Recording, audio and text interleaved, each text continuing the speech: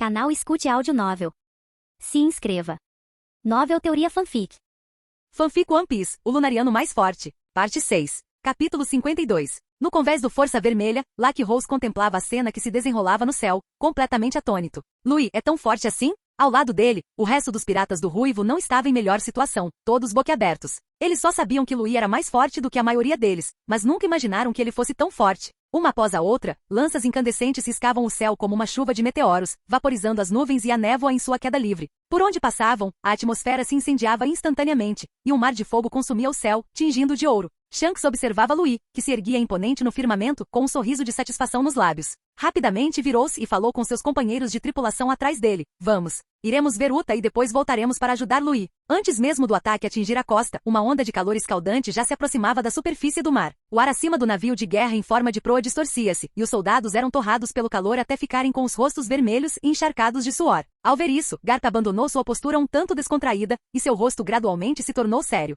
Ele respirou fundo e então olhou para cima, seus olhos fixos na figura vagamente visível em meio ao mar de fogo no céu. Chamas, asas brancas. Um anjo lendário? No instante seguinte, Garp usou a técnica Rokushiki Jeppo e disparou para o céu. A força descomunal do lançamento chegou a criar uma enorme depressão na superfície do mar. As ondas resultantes se dispersaram, empurrando o navio de guerra para longe da batalha. No mundo, o número de seres poderosos com a capacidade de voar é extremamente pequeno, mas todos eles possuem algum grau de habilidade em combate aéreo. Como um dos melhores lutadores do mundo, o herói da marinha Garp não era exceção. Ele usou o Jeppo ao máximo. A cada passo, ele se impulsionava para cima a uma velocidade não inferior à de uma bala. Em um instante, Garp, enfrentando a onda de calor escaldante, encontrou a chuva de lanças caindo. Seus punhos de ferro negro se estenderam, e uma poderosa onda de choque após a outra irrompeu, despedaçando sucessivamente as lanças de fogo que caíam continuamente. Por um instante, as lanças incandescentes se desintegraram centímetro por centímetro, explodindo como fogos de artifício e se transformando em uma chuva de fogo dourado que se espalhou pelo ar. Ha ha ha ha! Esse seu movimento é muito pior que o do Sakazuki. Em meio à chuva de fogo, a risada heroica de Garp ecoou no ar. Diante disso, Louis teve pouca reação.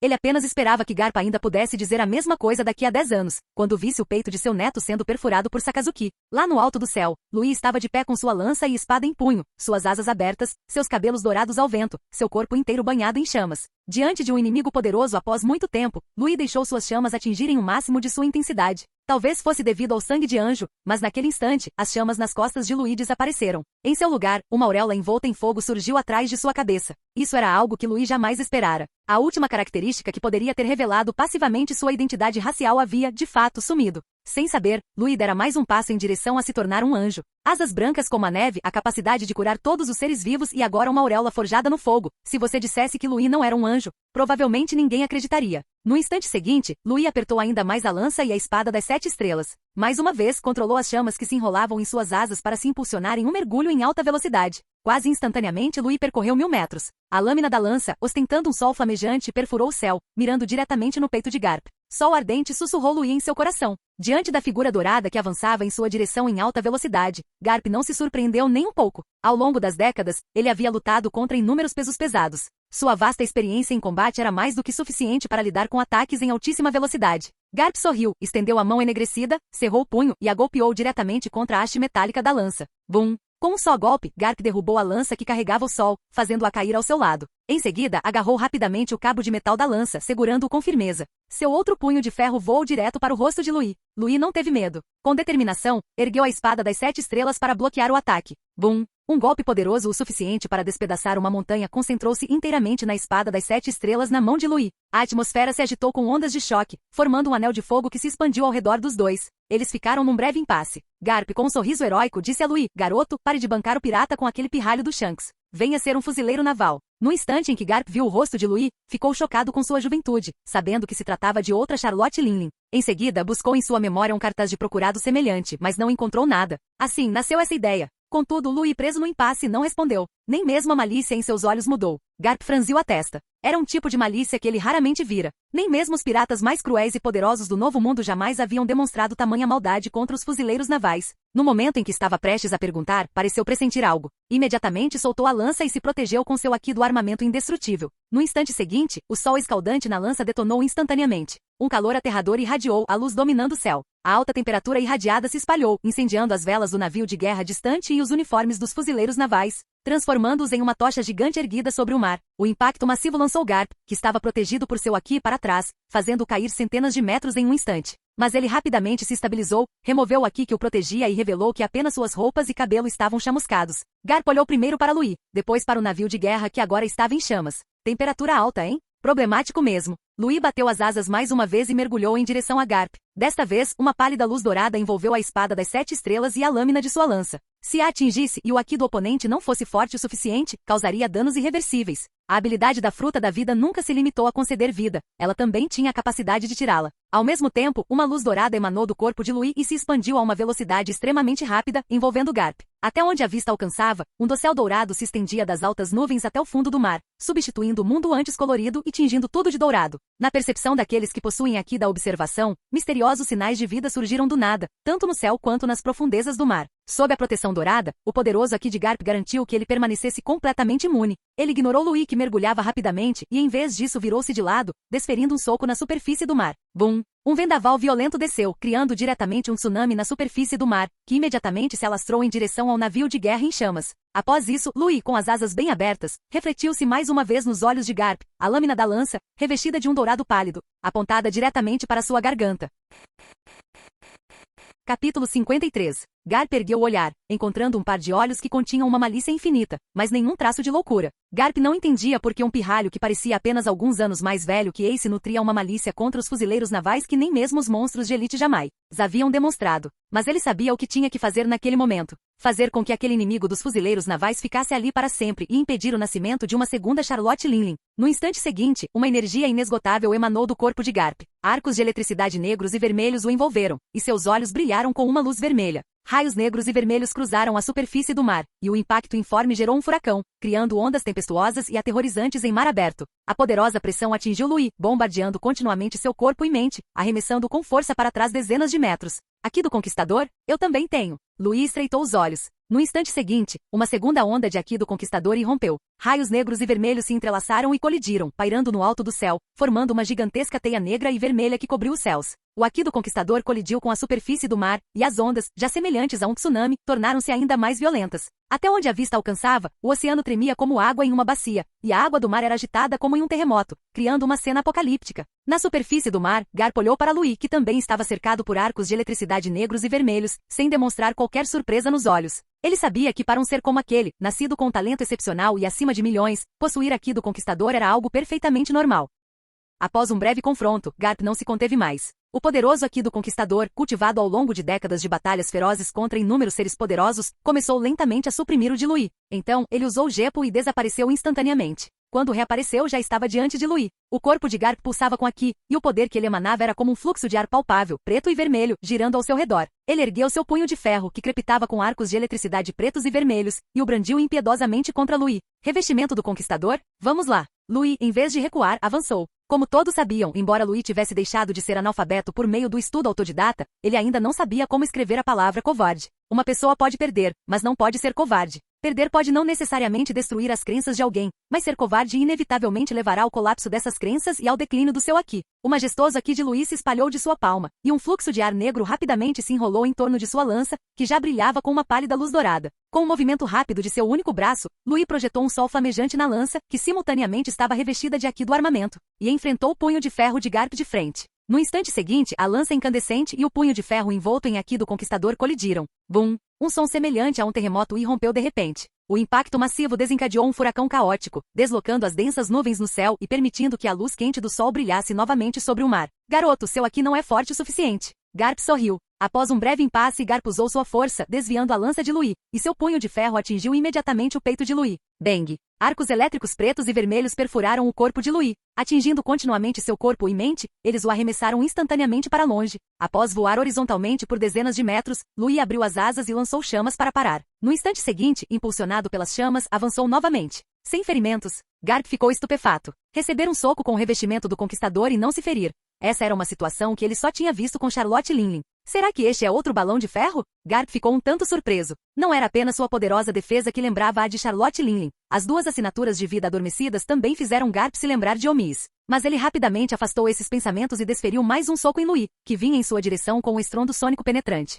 O aqui da observação de Louis, combinado com sua visão, exibiu cada detalhe do soco de Garp em seu campo de visão. Ele inclinou a cabeça, fazendo com que o soco de Garp errasse o alvo. Ao mesmo tempo, a espada das 7 estrelas, revestida com aqui do armamento e o poder da fruta da vida, surgiu, cortando o corpo de Garp. Clang! A lâmina cortou a carne, mas ouviu-se o som de metal se chocando. Aqui do armamento? Ao passar voando por Garp, Louis estreitou os olhos e revestiu uma de suas asas com o aqui do armamento e o poder da fruta da vida, transformando-a em uma lâmina gigante e golpeando o peito de Garp novamente. Diante disso, Garp sorriu. Seu corpo robusto, semelhante ao de um urso, inclinou-se para trás, permitindo que a asa-lâmina roçasse a ponta de seu nariz. Então, ele usou a força da cintura e das pernas para dar uma cambalhota no ar, ficando de costas para Louis e desferindo outro soco. Louis, com seu aqui da observação, percebeu tudo claramente. A auréola acima de seus cabelos dourados girou, e as chamas que envolviam suas asas brancas se expandiram novamente, impulsionando-o instantaneamente para longe do punho de ferro de Garp. Bum! Um golpe poderoso o suficiente para desmoronar montanhas atingiu a superfície do mar. O aqui do conquistador, combinado com a força do soco, criou mais uma vez uma enorme depressão no mar. Camadas de ondas formaram um tsunami, avançando em direção à distante elegia.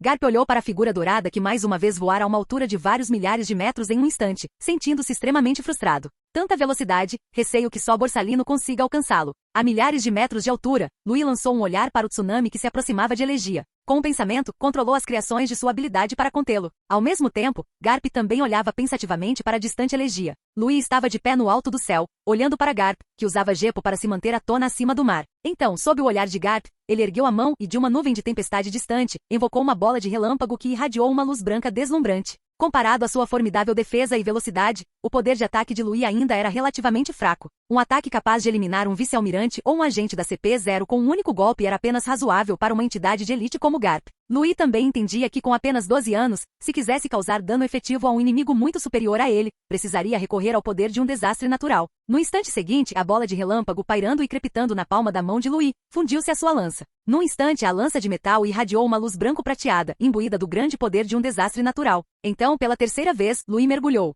Ao se mover, seus cabelos dourados voaram, gravando seu rosto frio e severo firmemente na mente de Garp. Bum! Um rugido como de 10.000 trovões se chocando ecoou. A lança branca e incandescente deixou sua mão, transformando-se em um relâmpago que, à velocidade da luz, disparou direto em direção a Garp. Entretanto, em Yavain, Shanks e os outros estavam reunidos, cercando a filha para uma última despedida antes da partida.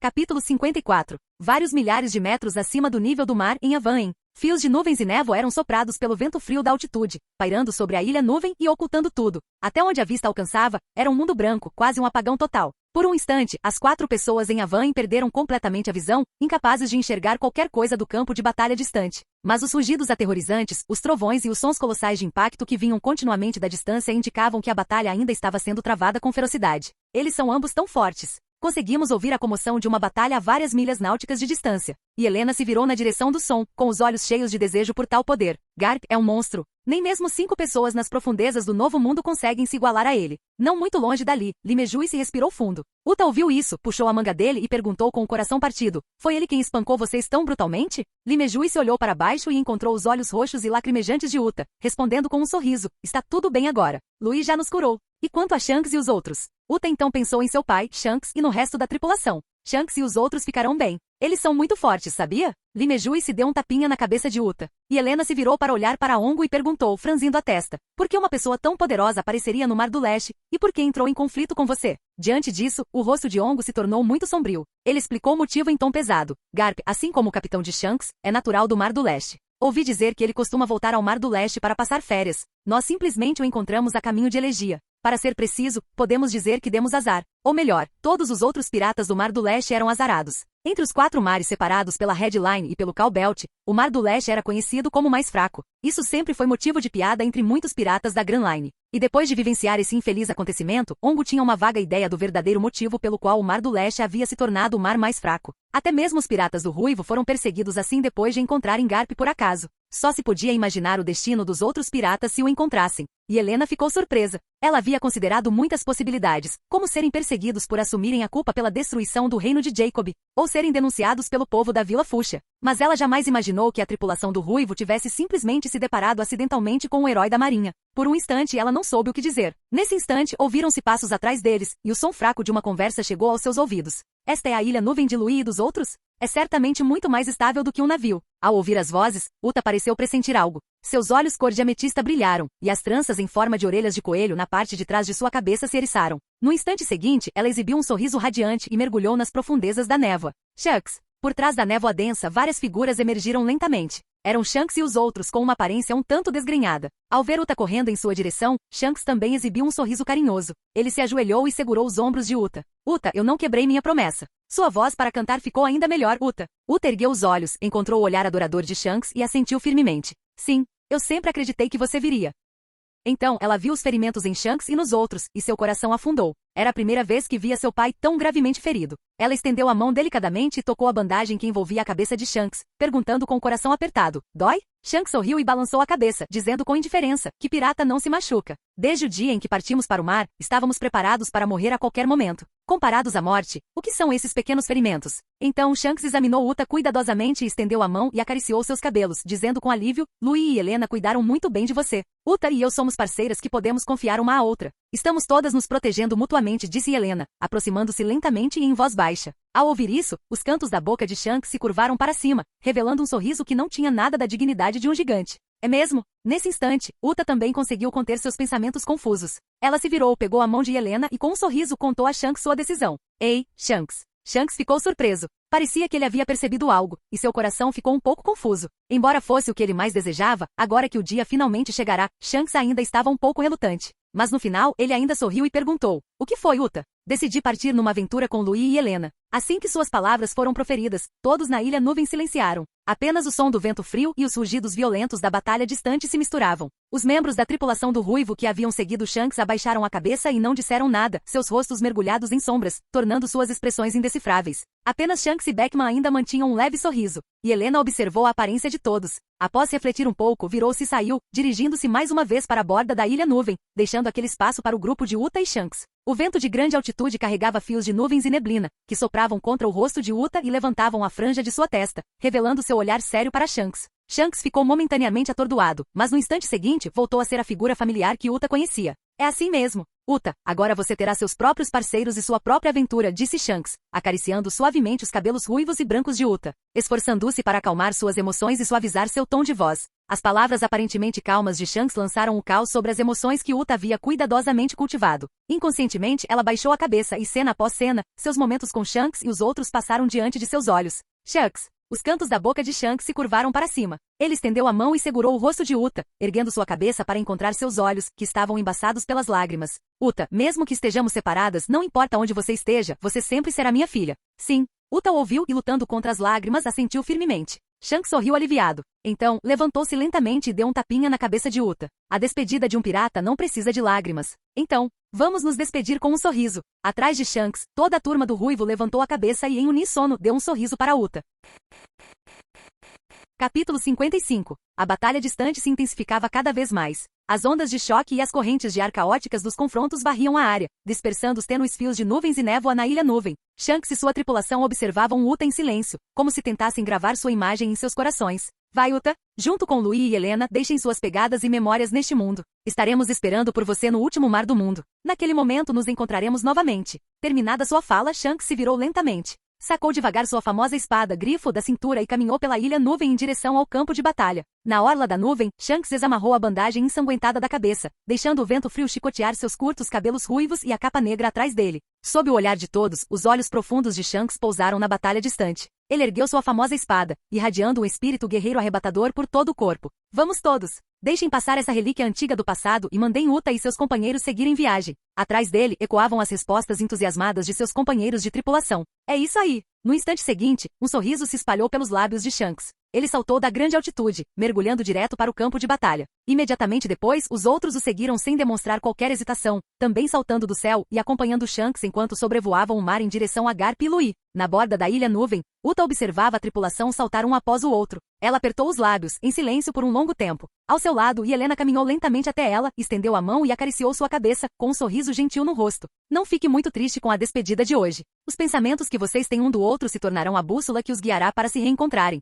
Portanto, aguardem ansiosamente o dia em que vocês se reencontrarão. Relâmpagos iluminaram o céu e chamas se enroscaram. Louis, com as asas envoltas em chamas, cruzou o céu empunhando uma lança que crepitava com eletricidade e a espada das 7 estrelas, que estava envolta em uma luz dourada. À sua frente, Garp, corpulento como um urso pardo e rodeado por arcos de eletricidade pretos e vermelhos, também usava gepo para lançar um ataque em alta velocidade. Ele ergueu seu punho de ferro, revestido com aqui do conquistador. Uma luz preta e vermelha desabrochou, como se ele estivesse segurando uma estrela cruzada deslumbrante, preta e vermelha, em seu punho. O furacão caótico formado por seu ataque em alta velocidade varreu a região, dividindo o mar e abrindo uma profunda fenda em sua superfície. Bum! No instante seguinte, as duas figuras colidiram. Ocorreu um choque violento, criando uma luz estranha sobre o mar que fez com que todas as outras cores parecessem tênues. Sob o impacto massivo, como se um meteorito tivesse caído no oceano, uma quantidade imensurável de água do mar foi lançada ao ar, expondo o fundo do mar e os corais, que haviam estado cobertos pela água durante milhares de anos. De dentro daquela estranha luz, um relâmpago irrompeu, varrendo o mar e deixando uma cicatriz branca e abrasadora que se estendia por vários milhares de metros.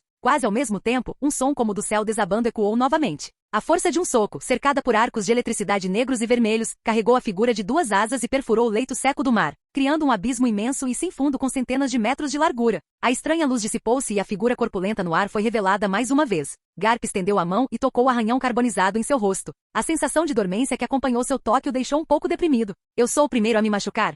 No instante seguinte, a figura dourada, acompanhada por chamas intensas, emergiu instantaneamente do abismo e parou diante de Garp. Louis, completamente ileso, permaneceu suspenso no ar, balançando a cabeça sem desviar o olhar excepcionalmente fulminante de Garp. Em pouco tempo, a tontura na cabeça de Louis desapareceu. Ao ver isso, Garp ficou ainda mais frustrado. Um soco com toda a força, revestido com aqui do conquistador, até mesmo Kaido, conhecido como a criatura mais forte do mundo, teria que tossir alguns quilos de sangue se o recebesse de frente. Mas quando atingiu a cabeça de Louis, apenas o deixou tonto. Por outro lado, ele próprio havia sido atingido de raspão no rosto pela lança imbuída de relâmpago de seu oponente, fazendo com que metade de seu rosto ficasse dormente. Isso fez Garp se perguntar se ele estava ficando velho, se seus punhos haviam enfraquecido. Louis observou a expressão em constante mudança no rosto de Garp e tentou adivinhar seus pensamentos. Mas não deu muita importância, erguendo a mão para invocar a lança que havia sido arremessada para longe. Garp também deixou de lado momentaneamente seus pensamentos complexos, respirou fundo e se preparou para a próxima rodada. Ele estava pronto para provar com suas ações que ainda não era velho. Se um soco na cabeça de Louis só o deixava tonto, então ele desferiria 100 socos, 1000 socos.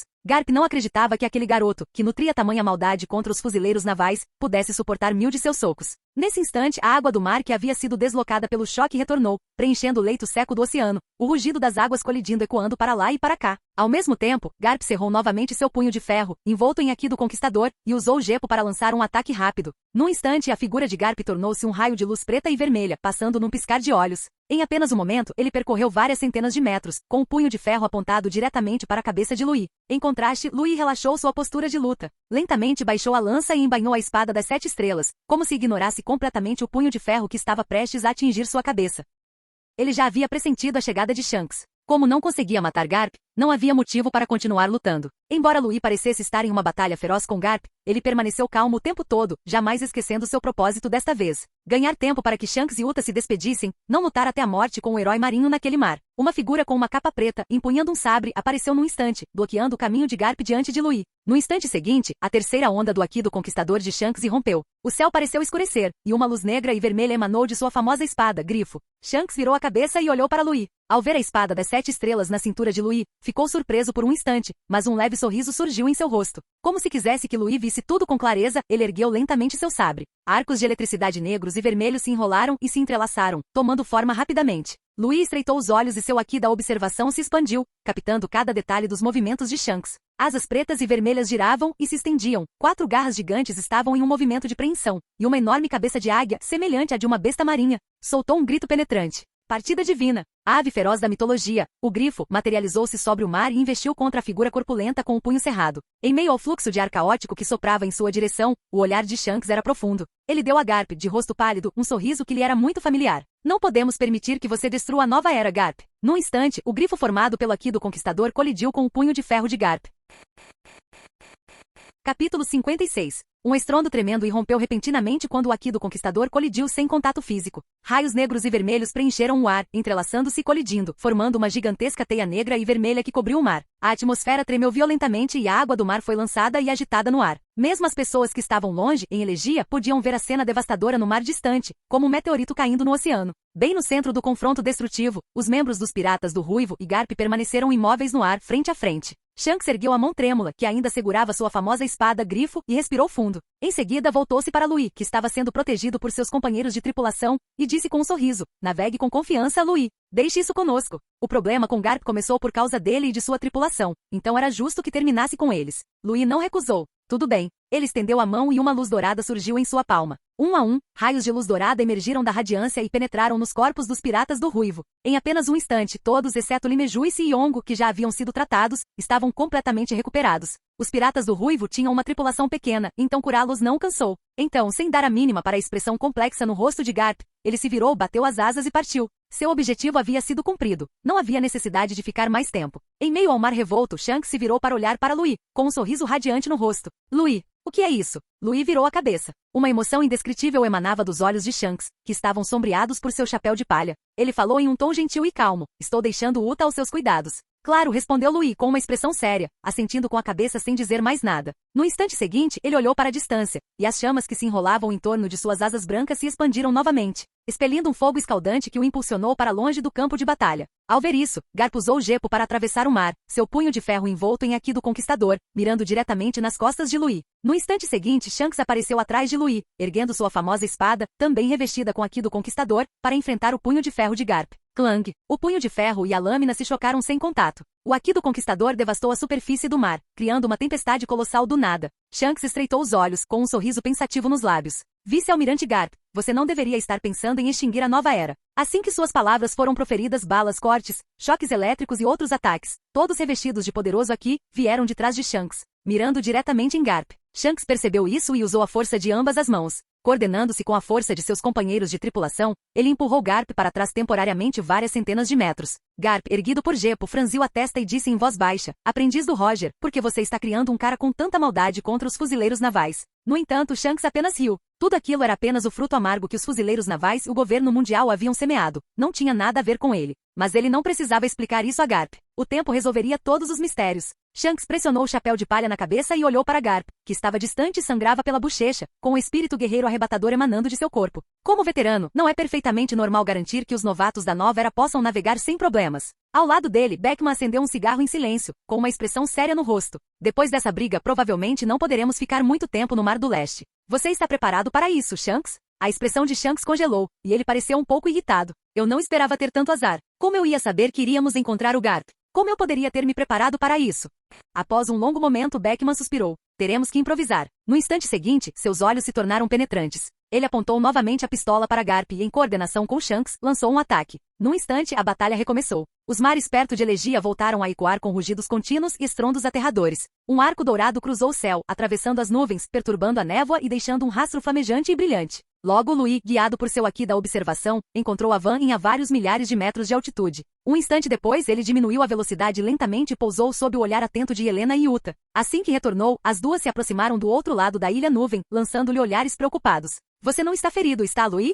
Diante das perguntas, Louis respondeu com um sorriso. Minha defesa é muito forte. Uma batalha curta como essa não é suficiente para me ferir. Além disso, sou usuário da fruta da vida. Posso curar os outros e posso me curar. E Helena e Uta se entreolharam e, em seguida, ambas ficaram em silêncio. A força do herói da marinha era inegável. Mesmo Shanks e toda a sua tripulação foram encurralados e ficaram cobertos de ferimentos após o confronto com ele. Mas Louis foi enfrentar Garp sozinho e voltou ileso. Por algum motivo, eles se lembraram novamente da queda de Quina da escada. Naquele momento, os dois finalmente perceberam o quão grande podia ser a diferença entre as pessoas. Mas, além do choque inicial, nenhum dos dois se deteve muito nisso. Para eles, quanto mais forte fosse o capitão Louis, melhor. No entanto, o que aconteceu com seu novo visual? Uta encarou a auréola flamejante que pairava atrás da cabeça de Louis, perto dali, e Helena também ficou muito surpresa. Ela não tinha percebido de início. Só depois que Uta apontou é que ela se deu conta, tardiamente. Louis ficou em silêncio. Por um momento não soube explicar. Especulou que fosse obra do sangue do anjo que lhe conferira aquele físico e coloração peculiares. Quando se entregava completamente, isso causava uma mutação em combinação com suas chamas lunarianas.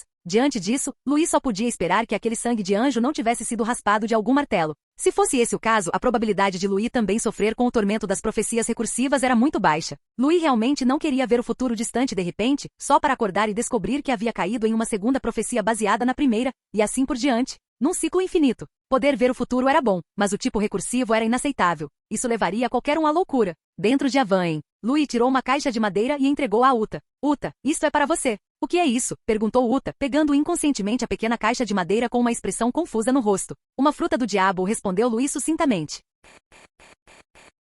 Capítulo 57. Uma Akuma no Mi? Uta ficou pensativa. Logo, ela se lembrou das duas Akuma no Mi que haviam sido resgatadas do mar depois de afundarem um navio pirata. Ela imediatamente entendeu o que havia na caixa de madeira e inconscientemente perguntou: será que é aquela Akuma no Mi do tipo sereia? Luís assentiu com a cabeça. Isso mesmo.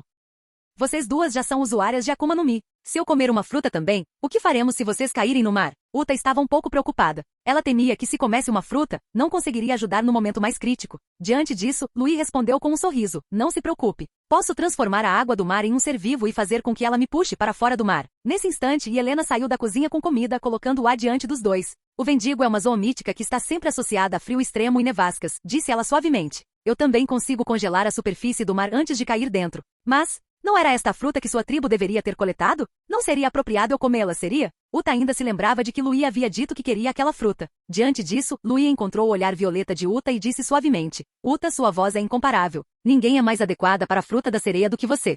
Uta ouviu isso e abriu a caixa de madeira. A fruta gêmea, uma com um padrão de escamas de peixe e a outra com um padrão de penas, foi revelada sob a luz suave. Uta ainda se lembrava de que quando encontraram as duas Akuma no Mi, ela havia pedido a Shanks a outra, a Akuma no Mi do canto. Ao longo desse período, Uta gradualmente compreendeu o motivo pelo qual não lhe haviam dado aquela fruta naquela época. E pouco mais de um mês atrás, Shanks ofereceu-lhe a fruta canção novamente, mas ela recusou, alegando estar preocupada com a possibilidade de Luís e Helena caírem na água. Luís viu a expressão atordoada de Uta e, após pensar um pouco, perguntou: Uta, você prefere a fruta cantora? Se quiser, eu volto e pego para você. Aquela fruta era uma que Shanks já pretendia dar para Uta comer. Se Uta quisesse, Luís iria buscá-la. Não demoraria muito. Embora poderes como os 5 anciãos e Big Mom soubessem das informações sobre a fruta cantora e da fraqueza de Tot Música antes que ela enlouquecesse, e tivessem optado por desligar a transmissão de áudio ao assistir a transmissão ao vivo na história original, o poder da fruta cantora e de Tot Música era forte o suficiente para ignorar esse pequeno detalhe. No entanto, Uta olhou para Luís e balançou a cabeça. Em seguida, sorriu e pegou a fruta da sereia. Não precisa.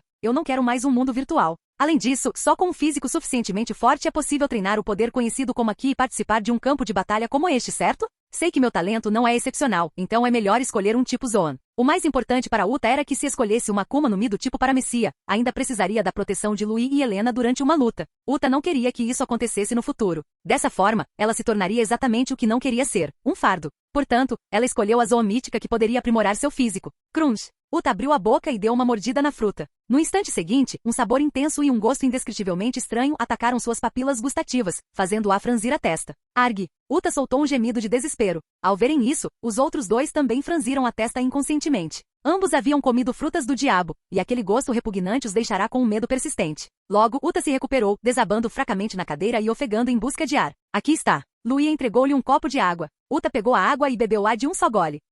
E Helena fez uma expressão estranha. Ela apontou para outra fruta ainda intacta no mesmo caule. Esta. Você precisa comer esta também? O movimento de Uta ao beber congelou. Ela virou a cabeça rigidamente para olhar as frutas que havia colocado sobre a mesa. Provavelmente não, né? Respondeu Luís com certa incerteza. A informação que circulava era de que bastava uma mordida para obter a habilidade. Mas para esse tipo de Akuma no Mi de caule duplo, Luís realmente não sabia se era necessário dar uma segunda mordida. Quando Boa Hancock comeu a fruta do amor, será que ela comeu a segunda fruta? Talvez só ela mesma soubesse. Enquanto Luís e Helena refletiam, Uta olhou para a fruta restante e lembrou-se da cena de Helena devorando a fruta vendigo inteira. Ela cerrou os dentes com um olhar de quem encara a morte. Agarrou a fruta e rapidamente deu uma mordida na outra também. Crunch! Kug! O gemido de desespero soou novamente. Luís ficou completamente estupefato. Abriu a boca, querendo dizer algo. Mas, no fim, olhou para Helena, que era ainda mais implacável que Uta, e engoliu as palavras. Uta dera 2 mordidas, e Helena comera tudo. Em contraste, ele dera apenas uma mordida antes de jogar a fruta da vida fora. E Helena também lhe entregou seu copo de água. Quando Uta se recuperou e Helena, lembrando-se de sua própria primeira transformação em vendigo, gentilmente guiou Uta para sentir a habilidade de sua fruta. Uta, sinta o novo poder dentro de seu corpo. Guie-o com sua vontade. Uta sentiu com a cabeça sem expressão, e então fechou os olhos. No instante seguinte, sua forma começou a mudar. Um par de pequenas nadadeiras rosadas, semelhantes a asas, emergiu das laterais de suas orelhas, rompendo seus cabelos vermelhos e brancos e esvoaçando no ar. Em seu rosto já belo, várias escamas coloridas apareceram nos cantos dos olhos, acrescentando um toque de charme sedutor. Uma densa camada de escamas coloridas surgiu nas mãos de Uta, estendendo-se até seus cotovelos. De seus dedos finos cresceram 10 pequenas garras afiadas como adagas. As pernas de Uta se fundiram, e da cintura para baixo escamas rosadas cresceram. Suas pernas foram substituídas por uma longa cauda de peixe. Entre a parte inferior das costas e os quadris, um par de nadadeiras semelhantes a asas surgiu. Num instante, uma sereia encantadora surgiu diante dos dois. A Uta em questão parecia possuir uma magia infinita em cada movimento, capaz de enfeitiçar a consciência de alguém a ponto de fazê-lo se perder e afundar nas profundezas do oceano. De sonho, uma beleza capaz de derrubar cidades. Essa foi a primeira impressão de Helena. E Helena olhou para Uta em sua forma de sereia, depois para Louis, que parecia curioso. Por fim, ela teceu os maiores elogios a Uta. Uma beleza que rivaliza com a de Louis. Então, sob seus olhares, Uta abriu os olhos, revelando um par de gemas roxas que continham uma magia fatal. Ela ergueu as mãos cobertas de escamas, examinando as garras em seus dedos. Que mudança estranha! Uma voz doce e juvenil como a música dos céus soou, tão agradável que era impossível não se perder nela, sem conseguir se libertar. Então, Uta baixou as mãos, virou-se para olhar as nadadeiras que cresciam da parte inferior de suas costas até os quadris e tentou controlá-las. No instante seguinte, sob o olhar dos dois, Uta começou a flutuar. Após um breve período de exploração, as nadadeiras em suas costas se moveram levemente, fazendo-a deslizar dentro da caverna de nuvens. Não era como voar, mas sim como um peixe nadando em águas profundas. Ela nadava rapidamente dentro da caverna, com uma velocidade extremamente alta. Canal Escute Áudio Novel. Capítulo 58. Após um longo tempo, o rugido contínuo vindo do mar perto de Elegia diminuiu. A batalha havia chegado ao fim. Os piratas do Ruivo, percebendo que Louis e seu grupo estavam longe, finalmente se separaram de Garp, pagando o preço de toda a tripulação gravemente ferida. Grand Line, quartel-general da Marinha, Marineford. No meio da noite, todos os oficiais de alta patente que ainda estavam no quartel-general da Marinha, estivessem descansando ou não, receberam um aviso do gabinete do almirante da frota. Compareçam à sala de conferências de alto nível no quartel-general da Marinha para uma reunião. 15 minutos depois, todos os oficiais de alta patente lotados no quartel-general dos fuzileiros navais haviam chegado. Até onde a vista alcançava, mais de 15 figuras com capas da justiça e ternos impecáveis permaneciam sentadas eretas e silenciosas. Nos 2 assentos mais próximos da cabeceira da mesa, sentava-se uma mulher de meia idade com cabelos brancos e algumas rugas no rosto. Vestia roupa simples, sua capa da justiça drapeada casualmente atrás dela, seu olhar incrivelmente profundo. Em frente a ela, um homem alto e magro, de cerca de 3 metros, vestido com um terno listrado amarelo e branco, aparava as unhas com ar descontraído. Na sala de conferências, com exceção do homem esguio, todos tinham semblantes graves e solenes. Ser convocado àquela hora significava que em algum canto do oceano, um incidente grave que o governo mundial não podia ignorar havia ocorrido, ou estava prestes a ocorrer. Essa não era uma experiência desconhecida para eles. Muitos haviam, nos graves incidentes que se seguiram a essas reuniões, testemunhado pessoalmente a morte de colegas que estavam sentados naquela mesma sala com eles. Embora tivessem se dedicado à justiça e não temessem a morte, isso não significava que desejassem que tais incidentes graves acontecessem. Nesse instante, um homem com uniforme branco de fuzileiro naval, boné decorado com uma gaivota, cabelos negros penteados e óculos de aros grossos, empurrou a porta. Ele entrou na sala de conferências com seu ajudante e vários oficiais com patente de coronel do Departamento de Inteligência. O homem à frente era ninguém menos que Sengoku, que havia sido recentemente promovido de almirante da Marinha a almirante da frota. Sua expressão era extremamente séria, seus olhos repletos de melancolia.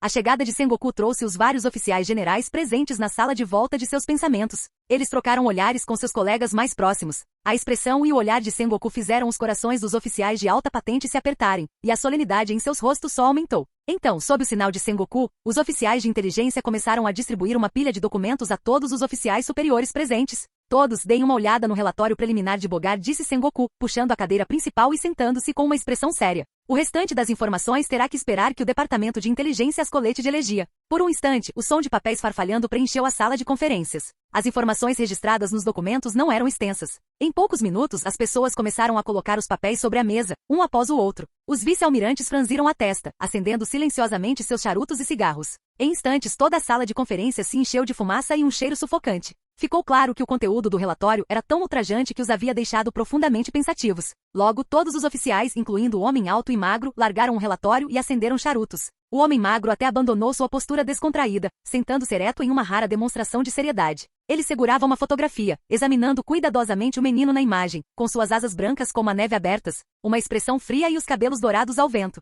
Após um longo tempo, a oficial de meia-idade de cabelos brancos largou o relatório e suspirou. Outro monstro nato? E um com extrema malícia em relação aos fuzileiros navais. Sobre a mesa à sua frente, O relatório afirmava que todos os soldados a bordo do navio de Garp haviam sofrido queimaduras graves e que mais de 20% deles morreram após as tentativas de resgate terem falhado. Os ataques do vice-almirante Garp só conseguiam atordoar o oponente momentaneamente? Perguntou um homem de meia-idade, de semblante gentil e com uma longa barba no queixo. Não é um pouco exagerado? A isso, Sengoku respondeu com uma expressão estranha. Essas foram as próprias palavras de Garp. Então, Sengoku olhou para todos ao redor e disse concisamente, de acordo com as informações de Garp, o garoto a quem o ruivo chamou de Lui tem asas brancas nas costas, uma aparência excepcionalmente marcante e uma auréola pairando sobre sua cabeça. Ele possui a habilidade de manipular fogo em temperaturas extremamente altas. De uma grande distância, ele foi capaz de incendiar as velas do navio de guerra e os uniformes dos soldados. A maioria dos soldados que não eram habilidosos em Aikido armamento morreram após as tentativas de resgate falharem. Além disso, ele possui a habilidade de curar. Em pouco tempo, ele curou todos os membros dos piratas do Ruivo que haviam sido feridos por Garp.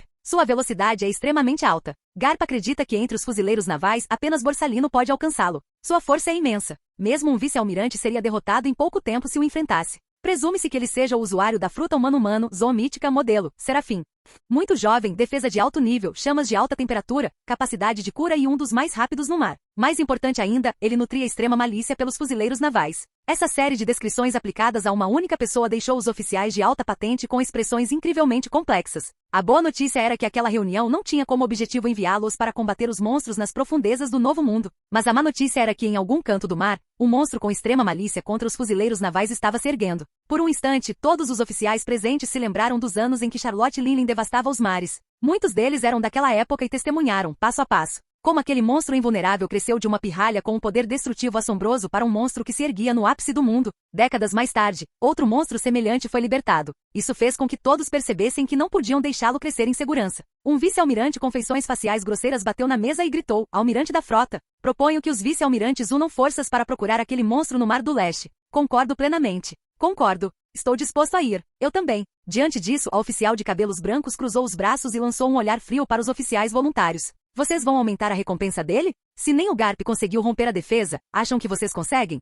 Os oficiais ficaram em silêncio, sem dizer mais nada. Nesse instante, o almirante da frota Sengoku bateu na mesa, chamando a atenção de todos. A situação ainda não está incontrolável, disse ele. Garp disse que o Aki do oponente ainda não é tão forte. Ele pode ser derrotado usando uma habilidade especial de Akuma no Mi do tipo Paramecia. A experiência de combate de Garp era inquestionável. Embora não tivesse infligido nenhum dano substancial, ele encontrou uma maneira de neutralizar o oponente logo após o início da batalha. Antes que seu Aki se fortalecesse, ele usou uma Akuma no Mi do tipo Paramecia, uma espécie de arma ardilosa, contra ele. O olhar do almirante da frota Sengoku recaiu sobre o homem alto e magro ao seu lado. Borsalino, você fará uma viagem ao Mar do Leste. Discutirei isso com o governo mundial. Ao elaborar sua recompensa, também solicitarei a assistência dos usuários de Paramecia do governo mundial. Borsalino, eu também irei. Também sou usuária de Paramecia. Embora não seja um tipo especial, é bastante complicado, disse a oficial de meia-idade do outro lado de Sengoku, sem rodeios. Sengoku pensou por um momento e então assentiu levemente com a cabeça. Então ele bateu na mesa novamente e disse, franzindo a testa. A seguir, temos a questão do aprendiz de Roger, Shanks, o ruivo. Ele já demonstrou a tendência de se tornar um monstro de primeira linha.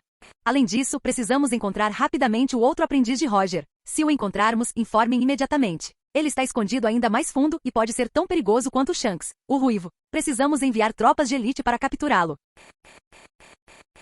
Capítulo 59. No dia seguinte, na Terra Santa, Maria Geoise. Numa sala solene e imponente, estavam reunidas 5 figuras vestidas com ternos ou kimonos. Uma delas sussurrou, outro monstro nato? Devemos eliminá-lo o mais rápido possível. Um velho careca de kimono, limpando o Shodai Kitetsu nas mãos, murmurou. Nesse caso, vamos designar temporariamente os usuários de Paramecia que Sengoku solicitou a CP para ele. A forma dos serafins. Já apareceu antes? Perguntou o homem loiro de meia-idade aos seus superiores. Não, respondeu o homem, também careca, mas com um bigode branco, em voz grave. Sendo o mais velho entre eles, ele nunca tinha ouvido falar de uma Akuma no Mi humano-humano, zoomítica modelo, Serafim. O homem de cartola preta com uma cicatriz no canto do olho e as mãos apoiadas em uma bengala, tinha um olhar indescritível enquanto dava sua opinião. Talvez seja uma fruta que surgiu recentemente. As Akuma no Mi são produto do desejo da humanidade por evolução. Anjos são comuns em diversas religiões. O surgimento de uma Akuma no Mi do tipo Serafim não é estranho. O monstro nato, Shanks, e aquele Oni com status especial que ainda está desaparecido. O velho careca que empunhava uma espada disse com o rosto inexpressivo, de pé ao lado. Esses 3 são encrenqueiros de primeira classe.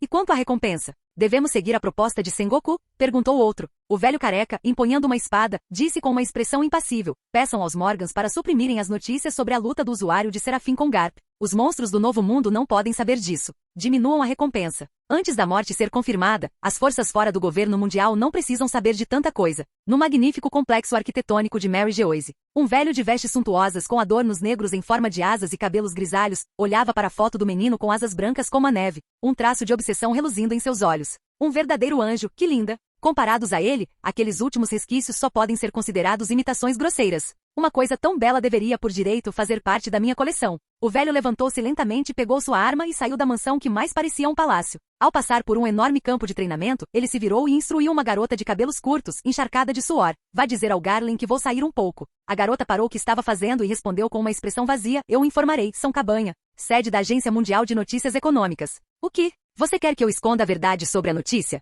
O albatroz humanoide bateu com força na mesa, cuspindo furiosamente no receptor. Você me considera um daqueles canalhas que não se importam com a verdade dos fatos só para chamar a atenção? As penas de Morgan se eriçaram e suas mãos, que eram asas, tremeram violentamente. Não se sabia ao certo se era de raiva ou da dor de ter batido com força na mesa. Em seu escritório, alguns de seus subordinados se encolheram em um canto, sem ousar olhar para o chefe.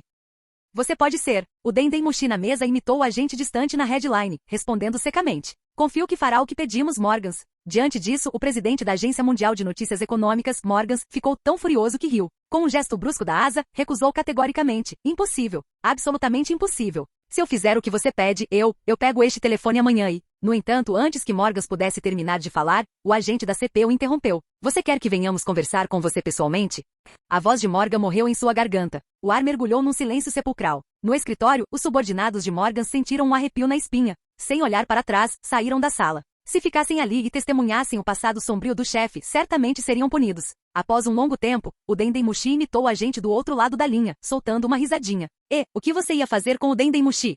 Morgans rangeu os dentes, suas penas se eriçando em extrema raiva, fazendo parecer um tamanho maior. Essa cena foi vividamente apresentada ao agente do outro lado da headline, fazendo o sorriso em seu rosto se alargar ainda mais. Hehe, Morgans, você é um homem esperto. Sabe o que fazer. Com isso, o agente desligou. No escritório mal iluminado restavam apenas os Morgans. No entanto, o que o agente não sabia era que no instante em que a ligação foi interrompida, a expressão de raiva de Morgans desapareceu, substituída por um olhar profundo, sem qualquer traço de fúria. Um sorriso pensativo surgiu em seu rosto. Ele pegou a foto de Louis tirada por seu repórter, recostou-se na cadeira e girou para encarar a parede coberta de fotos de grandes figuras. Morgans ergueu a foto de Louis, examinando-a. Sob o efeito combinado da luz fraca no escritório e da sombra de sua cartola, todo seu rosto estava obscurecido, tornando sua expressão ilegível. Após um longo tempo, Morgans tirou sua cartola. Sua mão alada esfregou delicadamente os 3 pregos da cartola, seu olhar profundo pousando sobre uma foto de grupo da tripulação pirata mais famosa entre eles. Isto se adequa perfeitamente aos meus propósitos. Um a um, os jornal gaivotas, usando bonés militares e com mochilas contendo jornais e cartazes de recompensas pendurados na cintura,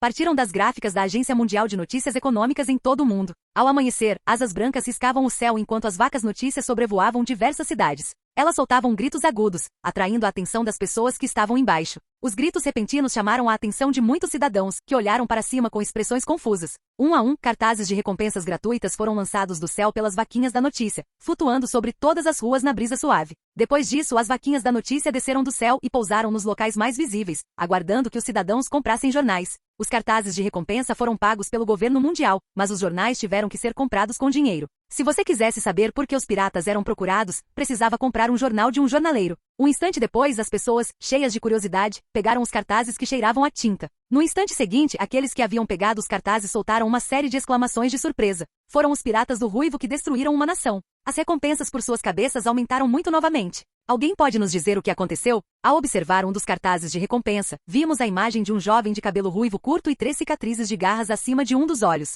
Abaixo estava escrito: Shanks Ruivo. Recompensa: 1.737 milhões de belis. Vivo ou morto? Não só a recompensa por Shanks aumentou, como as recompensas de seus companheiros de tripulação também aumentaram significativamente. O que é isto? No entanto, o que mais surpreendeu a todos foi que entre os cartazes havia a foto de um anjo. No cartaz que cheirava a tinta estava um jovem bonito e de semblante austero. Seus cabelos curtos, de um loiro pálido, esvoaçavam ao vento e em suas costas, asas brancas como a neve, envoltas em chamas, se estendiam amplamente. No segundo seguinte, gritos irromperam ao redor do jornal Gaivota. Me dê um jornal. Preciso saber o que aconteceu. Eu também. Rápido, mais 2 cópias. Capítulo 60. As jornaleiras sorriram, aceitando moeda após moeda enquanto tiravam jornais de suas mochilas e os entregavam à multidão ao redor. Após receberem seus documentos, os cidadãos os abriram ansiosamente. No instante seguinte, paralisaram, com os rostos rígidos em descrença. No jornal estava impresso em letras garrafais: Shanks, o ruivo, com uma recompensa de mais de 1 bilhão de belis, encontrou o herói marinho Garp perto de Elegia, no Mar do Leste. Ele recuou completamente após uma grande batalha. Durante a batalha, um jovem chamado Louis incendiou o navio de guerra do vice-almirante Garp, causando inúmeras baixas. Logo, as pessoas saíram do torpor, ainda incrédulas. Aquele Shanks ruivo que destruiu um reino na verdade escapou do herói da marinha? Nesse ritmo, ele não está no mesmo nível do rei dos piratas? E esse jovem muito bonito, na verdade, incendiou o navio de guerra do vice-almirante Garp durante a batalha. Ele causou muitas baixas. Não admira que tenha recebido uma recompensa tão alta. Que desperdício de rosto. Por que um criminoso tão cruel precisa ser tão bonito? Após lerem o conteúdo do jornal, muitas pessoas voltaram sua atenção para os cartazes de recompensa. Em uma delas estava escrito: Arcanjo, Louis. Recompensa, 53 milhões de belis. Vivo ou morto? 53 milhões de belis? Será que os 5 anciãos estão simplesmente de braços cruzados? Na filial da marinha mais próxima de Elegia, Garp olhou para o cartaz de recompensa em sua mão, quase perdendo a compostura. Para alguém tão perigoso, o governo mundial havia oferecido apenas 53 milhões de belis. Se isso não era doentio, o que seria? Nesse instante, seu ajudante, Bogard, empurrou a porta e entrou. Provavelmente querem impedir que os monstros nas profundezas do Novo Mundo percebam o quão incomum ele é e o recrutem para suas fileiras, o que expandiria seu poder. Respondeu ele com voz grave.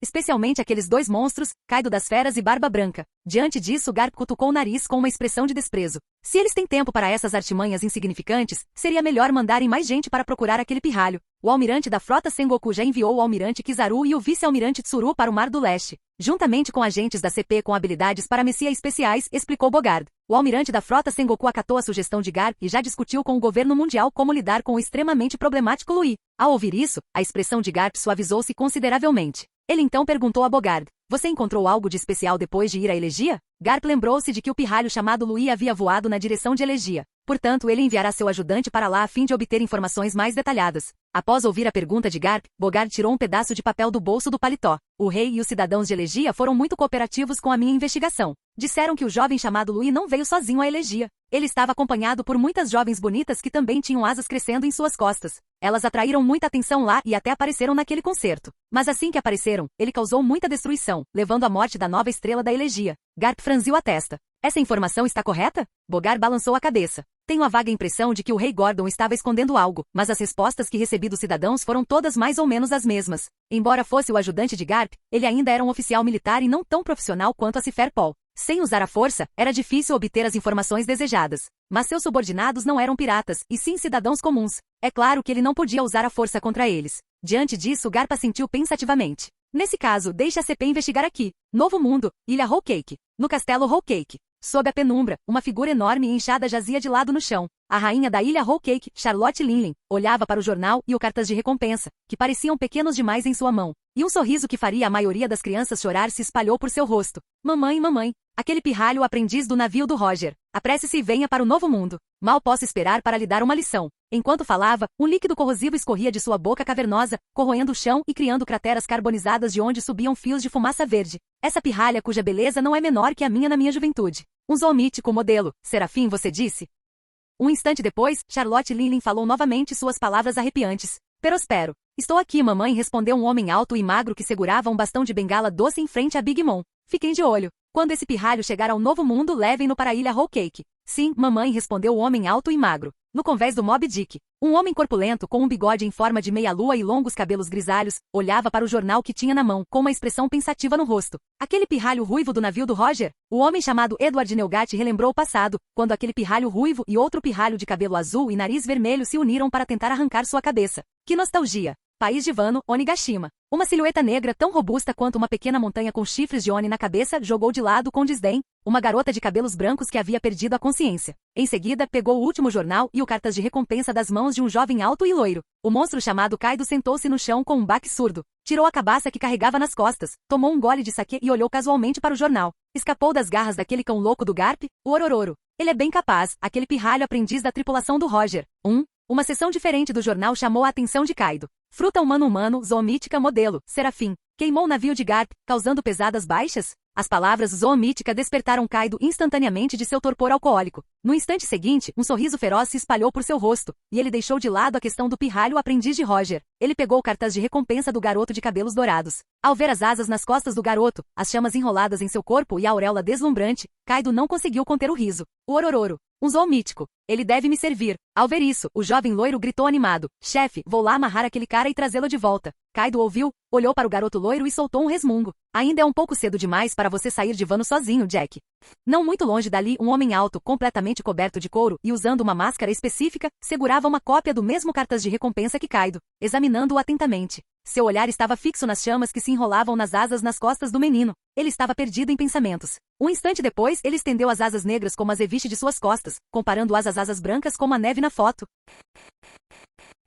Capítulo 61. Mar do Leste, nas águas próximas à Vila Fuxia. A bordo da Força Vermelha, Shanks e sua tripulação seguravam seus respectivos cartazes de recompensa, com sorrisos animados inconscientemente estampados em seus lábios. Logo depois, alguém segurando o cartaz de recompensa de Louis reclamou com uma expressão confusa. Por que Louis é tão forte, mas só tem uma recompensa de 50 e poucos milhões? O fato de alguém com a força de Louis ter uma recompensa tão baixa extinguiu instantaneamente sua empolgação com a própria recompensa. Diante disso, Shanks desviou o olhar do seu próprio cartaz de recompensa e disse com um sorriso: o valor da recompensa não representa a força de uma pessoa. Além disso, não é bom que seja tão baixo? Isso permite que Louis atraia menos atenção. Acho que isso faz sentido. Nesse instante, Ongo, envolto em bandagens, tossiu levemente, chamando a atenção de seus companheiros de tripulação. Ain, o que foi, Ongo? Shanks lançou um olhar preocupado para a origem do som. Ongo exibiu um sorriso misterioso para todos e, em seguida, rapidamente tirou um Dendemushi de trás das costas. Um Dendemushi de vídeo? O que você vai fazer com isso? Os lábios de Ongo se curvaram num sorriso pensativo. Ele disse num tom extremamente casual. E Helena me deu isso. A tripulação ficou surpresa, entreolhando uns aos outros. Mas logo, como se tivessem percebido algo, suas expressões se tornaram estranhas. Será possível? A gravação lá dentro. Não podia ser. Ongo deu um tapinha no Dendemushi que tinha na mão e assentiu com um sorriso. Isso mesmo. É a gravação completa do primeiro show da Uta. No segundo seguinte, todos se aglomeraram e arrancaram o Dendemushi da mão de Ongo. Rápido, liguem e vamos assistir. Um instante depois, o som inconfundível de um concerto ecoou pela cabine do navio. A figura de uma jovem com cabelos em 2 tons apareceu diante dos piratas do Ruivo, acompanhada por uma voz clara e agradável. Shanks observava a figura de Uta cantando, os cantos de sua boca se curvando ligeiramente para cima. Obrigado, Louis. Mar do Leste, em frente à Montanha Reversa. A van desceu dos céus, pousando lentamente um navio de guerra que ostentava uma bandeira pirata. Louis saiu da cabine, olhando para o alto muro vermelho à sua frente, que se conectava às nuvens no céu e se estendia além do horizonte. A headline: esta, está é a terra natal onde seu povo vivia originalmente? A voz surpresa de Helena veio de trás dela. Nesse momento, suas pupilas vermelhas tremiam violentamente, seu rosto tomado pelo choque. Ela havia pensado que o planalto onde vivia já era enorme, mas ao ver o continente vermelho à sua frente, percebeu o quão pequeno seu mundo havia sido. Mais do que nossa terra natal, é mais preciso dizer que é a terra natal de nossos ancestrais. Uma cena da primeira vez que um ancião da tribo o levou para ver a headline passou pela mente de Louis. Vivenciamos mais de uma lacuna histórica ao longo dos séculos, explicou ele suavemente. Muita informação foi esquecida. A maior parte do conhecimento da geração anterior veio de lendas transmitidas pelo mar e do que aprendemos com nossos inimigos. É mesmo? E Helena o ouviu e depois não discutiu mais o assunto. Nesse instante, uma figura rosada saiu nadando da cabine. Uta, em sua forma de sereia, nadou ao redor dos dois e finalmente parou ao lado de Louis. Ela ficou deitada horizontalmente no ar, agitando as pequenas nadadeiras que emergiam de seus cabelos vermelhos e brancos. Não íamos para os 4 mares? Por que viemos para a montanha inversa? Ela levou as mãos à cabeça, piscando seus olhos violeta para Louis, o rosto com suas escamas coloridas repleto de confusão. Em sua compreensão, atravessar a montanha inversa a partir dos 4 mares só levaria a Grand Line. Era impossível alcançar os outros 3 mares. Louis estendeu a mão e deu um tapinha na cabeça de Uta enquanto ela se inclinava para frente. Seus olhos estavam fixos na gigantesca corrente oceânica não muito distante, que corria em direção ao pico da montanha. Só precisamos mudar de rumo quando chegarmos ao topo para irmos para o outro mar, explicou ele suavemente. Mudar de rumo. Uta parecia estar em sintonia com Louis. Ela balançou sua cauda rosa de peixe e as nadadeiras em forma de asa em suas costas e nadou até a borda do navio de guerra, apoiando-se no parapeito para observar a superfície do mar. No instante seguinte, impulsionado pela correnteza, o navio de guerra subiu o riacho Montanha Reversa, rumando para o pico da headline. A correnteza caótica é o principal motivo pelo qual muitos navios piratas dos 4 mares têm dificuldade em entrar na Grand Line. Muitos foram arrastados por essa correnteza e se chocaram contra os penhascos da headline, tendo seus navios e tripulações destruídos. Navios mercantes e embarcações do governo mundial, por outro lado, entram na Grand Line por um método diferente e mais seguro. Mas Louis nunca se preocupou com isso. A água do mar sob o navio havia sido imbuída de vida por ele, protegendo firmemente a embarcação. Para essa criação de sua habilidade, que frequentemente o acompanhava, Louis lhe dera um nome que considerava bastante apropriado. Espécies fantásticas, água natural. Espécies fantásticas foi um termo unificado que Louis criou de improviso para as criações de sua habilidade, semelhante aos amigos da Big Mom. Em breve, levado pela correnteza, o navio de guerra alcançou as 5 bifurcações gigantes no topo da montanha, as diversas rotas que ligam os 4 mares à Grand Line. Ao atingir o topo, os fatores instáveis ao redor aumentaram. Sob as instruções de Louis, Uta voltou à sua forma humana e permaneceu ao lado de Helena. As 4 correntes turbulentas de diferentes mares convergiram, formando uma corrente ainda mais violenta que arrastou o navio de guerra em direção à Grand Line. Louis abriu um mapa simples da montanha inversa que havia preparado previamente. Usando a rota que haviam percorrido como referência, procurou o canal que levava ao mar para onde queria ir. Após algumas comparações, Louis encontrou rapidamente o caminho. Nesse instante, a força da água natural sob o navio aumentou, arrastando o navio de guerra contra a corrente que se dirigia para a Grand Line, e inverteu a direção, prosseguindo sob a orientação de Louis. Assim que o grupo entrou no canal do outro lado, um grito longo e prolongado veio da direção da Grand Line. O que é isso? E Helena e Uta inconscientemente viraram a cabeça na direção da origem do som. Sem virar a cabeça, Louis disse casualmente, é uma baleia. Uma baleia muito grande. E Helena sentiu pensativamente. Ela conhecia baleias e já havia comido algumas. Certa vez, um grupo de baleias imprudentes nadou para as águas perto de Canaã, e elas capturou. O navio de guerra navegou contra a corrente e logo levou todos para o mar onde Louis queria chegar, o Mar do Oeste. Ao ver a correnteza se acalmando gradualmente, e Helena também baixou a guarda. Então, virou-se para Louis e perguntou, que mar é este? O Mar do Oeste. Entre os 4 mares, é um dos 2 com o nível médio de potência mais forte, respondeu Louis. Louis estava ali para encontrar uma raça poderosa que também havia sofrido perseguição pelo governo mundial. O mundo acreditava que eles também estavam extintos. O governo mundial acreditava que restava apenas um membro dessa raça, e nem mesmo os futuros imperadores do mar conseguiam capturá-lo. Mas sempre há exceções. No Cowbelt havia um velho musculoso que havia estado na terra escondida dessa tribo. Vários dias depois, Louis e seu grupo encontraram seu primeiro navio desde que chegaram ao Mar do Oeste. Era uma embarcação extremamente rara e gigantesca. Em seu convés, havia figuras gigantescas. Fim do vídeo. Para acesso antecipado à continuação dos vídeos, ou para incentivar o canal, vire membro. Muito obrigado.